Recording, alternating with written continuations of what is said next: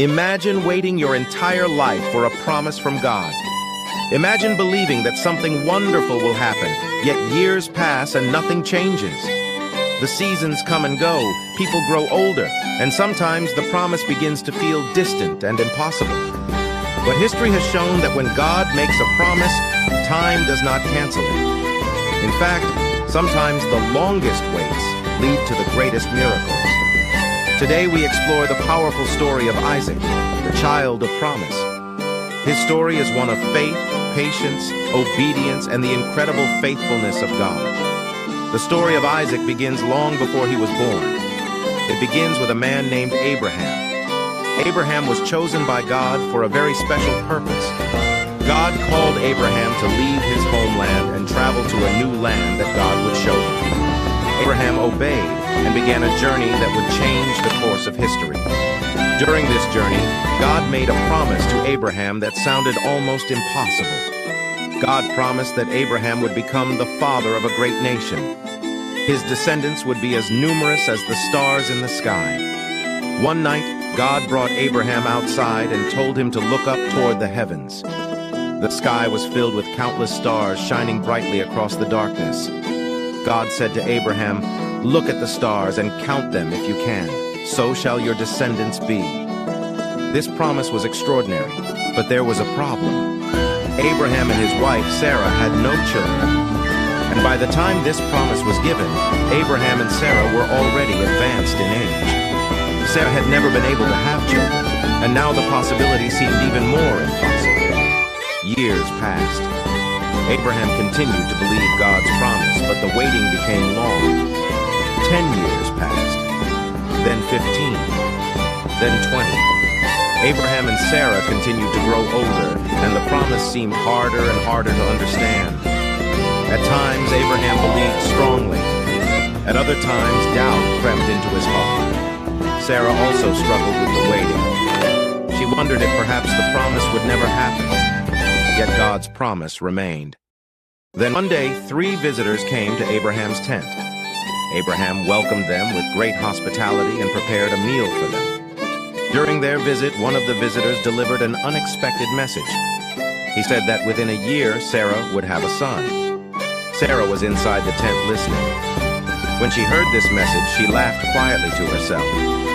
She was nearly 90 years old. From a human perspective, the idea of having a baby at that age sounded impossible. But the visitor spoke again and asked a powerful question that would echo through generations. Is anything too hard for the Lord? This question revealed something important about God. What seems impossible for human beings is never impossible for God. Soon after this moment, something miraculous happened. Just as God had promised, Sarah became pregnant. The promise that had been waiting for decades was finally beginning to unfold. At the appointed time, Sarah gave birth to a son. Abraham was 100 years old when his son was born. Their joy was overwhelming. The child they had waited for had finally arrived. They named him Isaac. The name Isaac comes from the Hebrew word yitzhak, which means he laughs. But this laughter was no longer laughter of doubt. It was laughter of joy, wonder, and amazement at what God had done. Sarah said, "God has brought me laughter, and everyone who hears about this will laugh with me." Isaac was not just a child. He represented the fulfillment of God's promise. His birth showed that God's plans are not limited by human circumstances. Even when people think something is impossible, God is able to accomplish it. Isaac grew up surrounded by the love of his parents and the powerful story of how God had brought him into the world. Abraham cherished his son deeply. Isaac represented hope, promise, and the future. But Isaac's life would soon become part of one of the most dramatic and unforgettable moments in the Bible. One day God spoke to Abraham again. But this time the message was shocking and difficult to understand. God said to Abraham, "Take your son, your only son Isaac, whom you love, and go to the land of Moriah. There you shall offer him as a sacrifice on a mountain that I will show you." For Abraham, this command must have felt overwhelming. Isaac was the son of promise. He was the child Abraham had waited for his entire life. How could the promise continue if Isaac was taken away? Yet Abraham trusted God. Even though he did not fully understand the command, Abraham believed that God had a purpose. Early the next morning, Abraham prepared for the journey.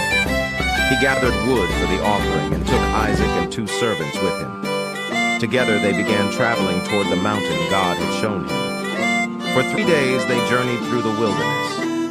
The road was long and quiet. Abraham must have spent those days thinking deeply about the promise of God and the test before him. Finally, Abraham saw